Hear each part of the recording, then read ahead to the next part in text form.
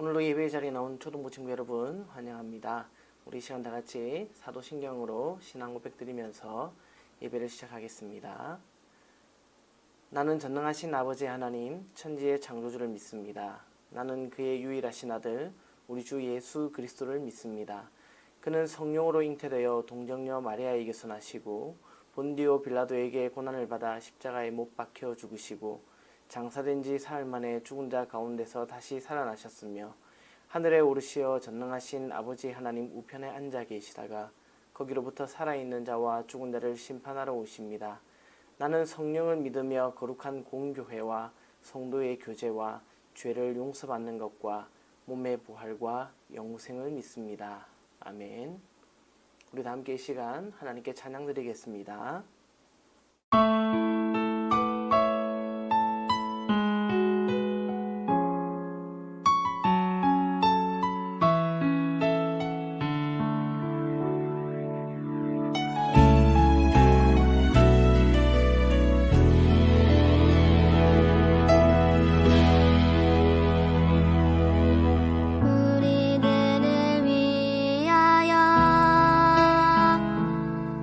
십자가의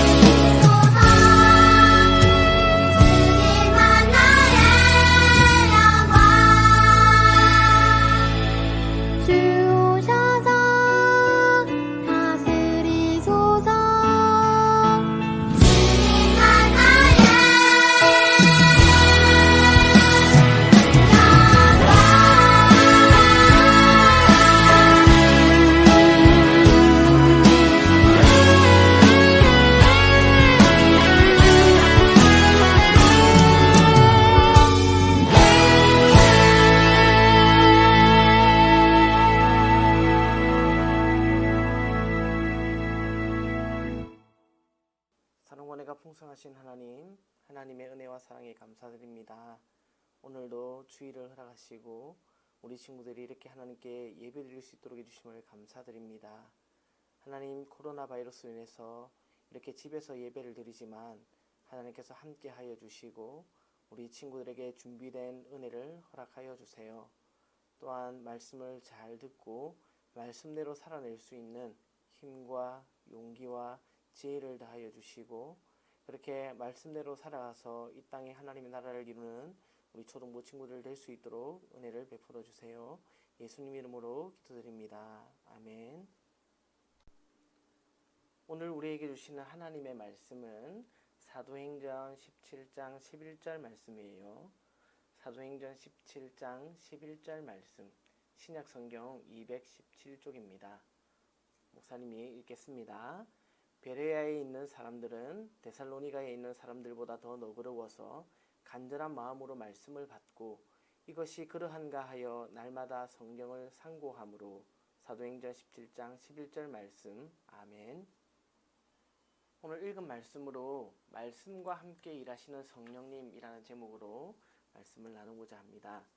사랑하는 초등부 친구 여러분, 우리는 사도행전을 읽었어요. 그런데 사도행전은 성령행전이라는 별명을 가지고 있어요. 성령님께서 하나님의 백성들을 통해 하시는 일들을 볼 수 있기 때문이에요. 그렇다면 성경은 성령님을 어떤 분으로 소개하고 있을까요? 성경은 성령님을 보혜사라고 소개를 해요. 보혜사는 중재자, 도우미, 카운셀러라는 의미를 포함하고 있는 말이에요. 하나님과 우리 사이의 중재자, 그리고 우리를 도우시는 분, 우리를 지도하시고 인도하시는 성령님의 사역을 잘 소개하는 말이에요. 그런데 오늘 우리가 읽은 사도행전 17장 11절은 바울이 2차 전도 여행을 하면서 베레아라고 하는 도시의 사람들에게 복음을 전한 결과를 기록하고 있어요. 사도행전을 기록한 누가는 베레아 사람들이 데살로니가 사람들보다 더 너그러운 사람, 더 신사적인 사람으로 칭찬하고 있어요. 그런데 11절에는 말씀과 함께 일하시는 성령님의 모습도 우리가 볼 수 있어요. 성령 하나님은 말씀과 함께 어떤 일을 하실까요? 우리를 어떻게 도우실까요? 먼저 첫 번째로 성령님은 말씀을 받을 수 있도록 우리의 마음을 열어주세요. 베레아 지역의 유대인들은 하나님의 말씀을 간절히 사모하면서 받았다고 누가는 기록하고 있어요. 그동안 바울 일행이 전도 여행을 하면서 많은 도시들을 방문했어요. 그런데 대부분의 유대인들은 바울 일행이 전하는 복음을 거절했어요. 하지만 오늘 성경의 베레아 지역의 유대인들은 복음을 거부하는 것이 아니라 간절한 마음으로, 자원하는 마음으로 받아들였다고 말해요.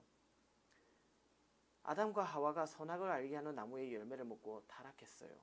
그래서 그때부터 하나님의 형상인 사람은 죄로 오염되었어요. 그래서 사람은 근본적으로 하나님을 멀리하고 하나님의 말씀을 듣지 않으려고 해요.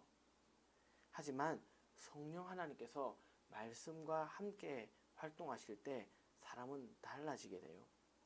복음을 들을 때나 성경을 통해 하나님의 말씀을 읽을 때나 설교를 들을 때에 성령 하나님께서는 구원하기로 예정하신 하나님의 백성들의 마음을 열어주세요. 그리고 말씀을 잘 받아들일 수 있도록 귀도 함께 열어주세요. 이처럼 성령님은 하나님의 백성들이 복음과 말씀을 하나님의 말씀으로 받아들이도록 하세요. 하나님의 말씀에 귀를 기울이고 있는 여러분들을 보면 지금 이 시간에도 성령 하나님께서 우리와 함께 하고 계심을 알 수 있답니다. 두 번째로 성령님은 말씀을 깨달을 수 있도록 도와주세요. 베레아 지역의 유대인들은 바울 일행이 전하는 복음을 듣고 그것이 참된지, 그것이 진리인지를 확인하기 위해 성경을 상고했다고 표현하고 있어요. 상고라는 단어의 뜻은 꼼꼼하게 따져서 검토하거나 참고함이에요. 베레아에 있는 유대인들이 말씀을 상고했다라는 말은 바울이 전하는 복음을 못 믿어서 따져가며 확인하는 것이 아니라 그 복음을 더 알고 싶어서 연구하고 살폈다라는 말이에요. 베레아 지역의 유대인들은 바울 일행이 전하는 복음을 듣고서는 성경을 폈어요. 바울 일행이 전하는 복음과 하나님의 말씀이 맞는지를 확인하기 위해 성경으로 확인했어요. 그리고 성경을 통해 진리로 확인된 것을 하나님의 말씀으로 인정하고 받아들였어요. 성령 하나님께서는 이 과정 속에서 일을 하세요. 성경을 읽고 연구할 때, 또 설교를 통해 하나님의 말씀을 들을 때 이전에는 이해되지 않았던 말씀이 깨달아질 때가 있잖아요. 바로 이때가 성령님께서 우리 속에서 도우시는 거예요. 이것을 성령님의 조명이라고 해요. 어두운 곳에 빛을 비추게 되면 밝히 볼 수 있듯이 성령님께서 진리의 빛을 비춰주시면 하나님의 말씀을 밝히 이해하게 되는 거예요. 우리 친구들이 말씀을 읽다가 혹은 설교를 듣다가 예전에는 몰랐던 진리를 깨닫게 되면 성령님께서 마음속에서 조명하신 거랍니다. 세 번째로 성령님은 말씀을 사모하게 하세요. 베레아 지역의 유대인들은 바울의 복음을 들은 후에 복음을 더 알고 싶어 했어요. 그래서 회당에서 날마다 바울과 만나서 복음을 듣고 토론을 했어요. 일주일에 한 번 안식일에만 모인 것이 아니라 날마다 모였어요. 성령님께서 조명하시고 진리를 깨닫게 되면 말씀을 읽고 듣는 시간이 즐거운 시간이 돼요. 이 즐거움을 잘 알았던 다윗은 시편 119편 103절에서 이렇게 고백을 해요. 주의 말씀의 맛이 내게 어찌 그리 단지요 내 입에 꿀보다 더 다니이다. 우리가 말씀을 상고하면서 읽으면 성령님께서 말씀을 깨닫는 즐거움과 말씀을 꿀과 같이 달게 여겨 사모하는 마음을 주실 거예요. 우리와 함께 하시는 성령님은 이렇게 말씀과 함께 일을 하세요. 친구들에게 복음을 전할 때, 말씀을 읽고 들을 때 성령님께서 우리를 도우심을 느끼고 말씀을 더욱 사랑하는 우리 초등부 친구들 되기를 바랍니다. 자, 기도하겠습니다. 하나님 아버지 감사합니다. 오늘 말씀을 통해 말씀과 함께 일하시는 성령님에 대해 알게 해주셔서 감사합니다. 우리가 말씀을 통해서 성령님께서 말씀과 함께 일하시고 우리가 말씀을 들을 때에 그 말씀을 받을 수 있도록 우리의 마음을 열어주시고 말씀을 깨달을 수 있도록 우리를 조명해 주시고 또한 그 말씀을 더욱더 사랑할 수 있도록 사모하는 마음을 주심을 깨달았습니다. 우리 친구들이 성령님과 함께하면서 말씀을 더욱 사랑하는 그리고 말씀을 더욱더 깨닫는 또 말씀을 듣는 자리를 기뻐하는 친구를 낼 수 있도록 은혜 베풀어 주세요. 예수님의 이름으로 기도드립니다. 아멘.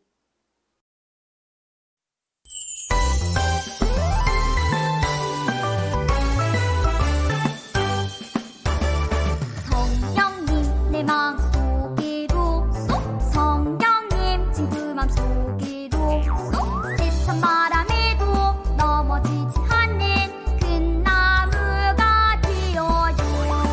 언제든 어서 오세요. 아무 때나 어서 오세요.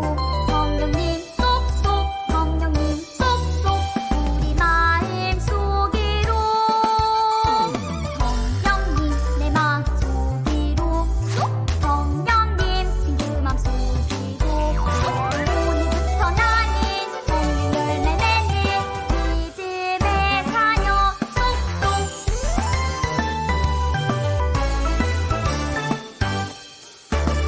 성령님 내 마음속으로 쏙 성령님 친구 맘속으로 쏙 세찬 바람에도 넘어지지 않는 큰 나무가 되어요. 언제든 어서 오세요. 아무 때나 어서 오세요.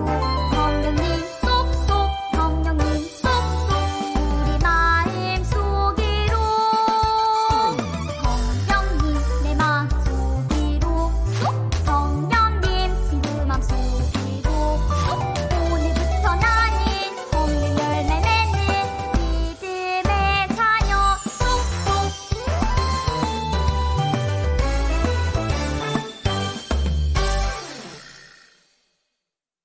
주님 가르쳐주신 기도로 예배를 마치겠습니다.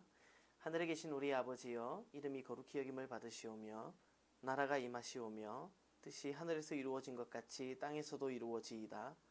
오늘 우리에게 일용할 양식을 주시옵고 우리가 우리에게 죄 지은 자를 사하여 준 것 같이 우리 죄를 사하여 주시옵고 우리를 시험에 들게 하지 마시옵고 다만 악에서 구하시옵소서. 나라와 권세와 영광이 아버지께 영원히 있사옵나이다. 아멘.